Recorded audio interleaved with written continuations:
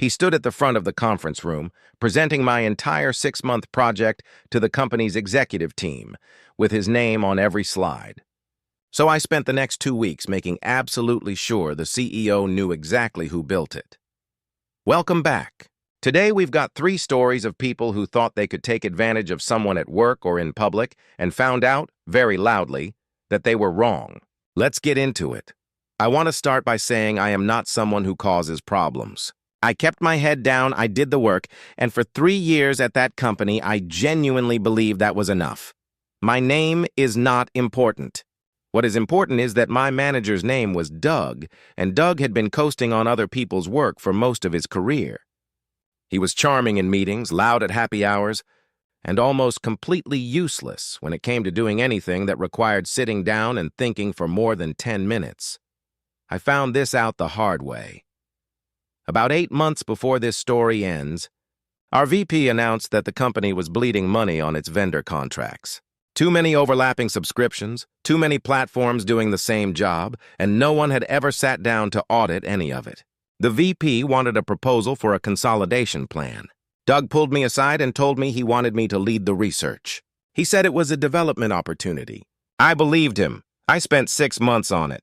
I'm not exaggerating. I interviewed department heads. I built a full cost-benefit model in Excel that I am genuinely still proud of. I documented every vendor, every contract end date, every redundancy. I put together a 42-slide deck that laid out a 2-year consolidation roadmap with projected savings of nearly $800,000 annually. Doug reviewed it twice. Both times he said it looked great and made no changes. The day of the executive presentation, I showed up to the conference room. Doug was already there, standing at the front, clicking through the slides. My slides. He had removed my name from the title page and replaced it with his own. He had changed the footer on every single slide. The document properties listed him as the author. I sat in the back of that room and watched my 6 months of work presented as someone else's. While the CEO nodded and said things like, "Doug, this is exactly the kind of strategic thinking we need more of," I did not say anything. Not in that meeting. After it ended, I went back to my desk and I started a document. I titled it Project Documentation and Contribution Record. I went back through every email where Doug had asked me a question about my own research and I had answered it. Every draft I had sent him. Every version history in Google Drive with my name on the edits. Every meeting invite I had sent to the department heads he had never spoken to. I also had the original Excel file with metadata showing I had created it 9 months prior, and the first slide deck draft, time-stamped 7 months back. With my email address attached, I put all of it into a shared folder. Then I requested a one-on-one with the CEO. His assistant scheduled it for 2 weeks out. I waited. I kept doing my job. I was very polite to Doug. The meeting with the CEO lasted 40 minutes. I came in with a printed summary and the shared folder link. I did not accuse Doug of anything directly. I simply said that I had led the vendor consolidation project and wanted to walk the CEO through my process, given that I was hoping to take on more strategic work.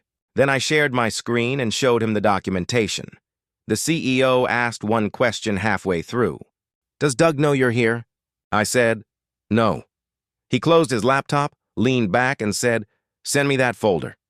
3 weeks later, Doug was let go. Not just for this. HR apparently found other instances once they started looking. I was offered Doug's role on an interim basis while they searched for a replacement. I held that interim title for 2 months. Then they made it permanent, with a salary increase that made me briefly want to cry in my car, which I did. Doug had spent years building a reputation on other people's thinking. It only took one folder to dismantle it. That one still gets me every time. And if you think that's satisfying, the next story is about someone whose manager tried the slow squeeze, cutting her hours week by week, hoping she'd just disappear quietly. She didn't disappear. She started reading the expense reports. My manager cut my hours to push me out. So I dug through her budget and found exactly what she didn't want anyone to find. I want to be clear about something before I get into this one. I am not a confrontational person. I do not like drama. I went to work, I did my job well, and for 4 years I kept my head down at that logistics company and asked for nothing extra. My manager's name was Heather. Heather was the operations manager, which meant she controlled the budget, the schedules, and the workflow for our whole department. She was professional enough on the surface, but I had been there long enough to notice a pattern. When Heather wanted someone gone but didn't want to deal with the paperwork of firing them, she cut their hours until they gave up and left. I watched it happen to two people before me. A woman on our team had her days reduced from 5 to 3 with no explanation given. She was gone within a month.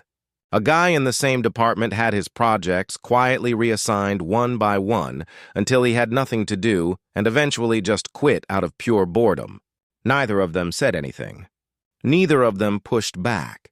So when Heather called me in and told me my schedule was being cut from 5 days to 3 due to budget reallocation, with zero documentation and zero warning, I recognized exactly what was happening, and I did not quit. I also did not confront her. What I did was go back to my desk and start paying much closer attention to my actual job. Part of my role as an administrative coordinator was processing expense reports and vendor invoices for the department. I had always done it carefully, but I had never really scrutinized it. Now I did. Over the next 6 weeks, I found things. Not dramatic things, but real things. A software subscription we had stopped using 8 months ago that was still being paid monthly.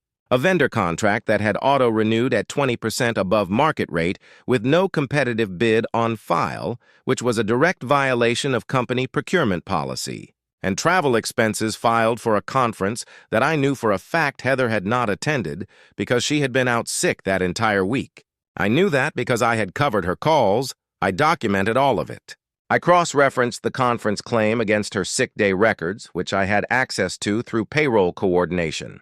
I put together a clean summary with dates, dollar amounts, and the specific policy each item violated. No editorializing, just facts. Then I submitted it anonymously through our internal compliance hotline and went back to showing up for my 3-day schedule like nothing had happened. The investigation ran for about 8 weeks. I kept my head down the entire time. I genuinely didn't know what would come of it. I had prepared myself for the possibility that nothing would. Something happened. The conference expense triggered a full audit of Heather's entire expense history because the compliance team flagged it as a pattern rather than a one-time mistake. By the time the audit closed, they had found several $1,000s in questionable claims going back 2 years. Heather was placed on administrative leave and eventually let go. My hours were restored to full-time within a month of her leave starting. The interim manager who took over apparently reviewed the team's setup and couldn't find a single legitimate reason my schedule had been cut. I stayed at that company for another 3 years after that and was eventually promoted into a finance operations role. The thing I think about most is that I had just been doing my job the whole time, and it turned out that doing my job carefully was the only thing I ever needed to do. Okay? 2 stories down, both from the workplace. This last one is different. No HR, no paper trail. Just a waiter with a 15-year memory and absolutely no hesitation about using it. A woman demanded my table at a restaurant.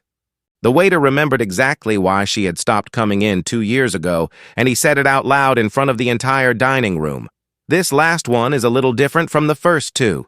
There's no paper trail, no HR investigation, no slow burn revenge. It's just one Saturday lunch, my mom's birthday, and a waiter named Marco, who had worked at the same restaurant for 15 years and remembered absolutely everything. My mom and I had been going to this Italian place every year for her birthday. Small, family-owned, the kind of spot where the staff knows your usual order and brings out a little dessert when it's a special occasion without being asked. I always called ahead and reserved the same corner table by the window, because my mom loves that spot. We had done it 4 years in a row. We were seated. Water was poured. My mom was happy. The menus were open. That was when a woman walked in. She was somewhere in her mid-50s, dressed like she had come from a brunch that was more important than this one, and moving with the energy of someone who has never once been told no in a restaurant. She came in with a man I assumed was her husband, looked around the dining room, pointed directly at our table and said to the host, loud enough for half the room to hear, "We'd like that one." The host, who looked about 19, explained politely that the table was reserved and occupied. The woman said, We're regulars here, as if that settled it legally. The host held firm. The woman escalated. She asked for a manager. She said the table was by the window and her husband had back problems, and she delivered that. Information in the tone of someone announcing a medical crisis that should supersede all existing reservations. Marco appeared. Not the manager. Marco, who had been a server at this restaurant since the early 2000s, with the calm and unruffled presence of someone who has genuinely seen everything and finds most of it more amusing than stressful. He greeted her warmly. He acknowledged she preferred a window table. Then he said very politely, "I do want to mention that this table has been reserved by this guest for her mother's birthday. They've been celebrating here every year since 2020. The woman said, "Well, we've been coming here since long before that." Marco nodded slowly, like he was genuinely thinking it over. Then he said, "Yes, I remember. You and your husband used to come in on Friday evenings, usually around 7. You stopped coming in about 2 years ago after we couldn't accommodate a request to have another table's dessert removed from the room because of a nut allergy that our chef confirmed wasn't actually a listed allergy, and our owner had to ask you to lower your voice. I'm glad you're back. I have a lovely two-top open near the bar." The room went very quiet. The woman's husband touched her arm. Marco smiled, picked up 2 menus and said, "Right this way," and walked toward the bar seating with the calm confidence of a man who has been holding on to that information for 2 years and finally found the right moment. My mom, who is 71 and generally very composed, laughed so hard she had to cover her face with her napkin. The couple sat at the bar. They were quiet for the rest of their meal. They left before we finished dessert. Marco brought out a small cannoli with a candle and sang Happy Birthday in Italian. 15 years at the same restaurant will teach you things about people. And sometimes the most satisfying thing you can do with what you know is just say it out loud, very calmly, in front of everyone. 3 different situations. 3 people who got pushed and pushed back in exactly the right direction. If any of these hit close to home, there are more where those came from. See you in the next one.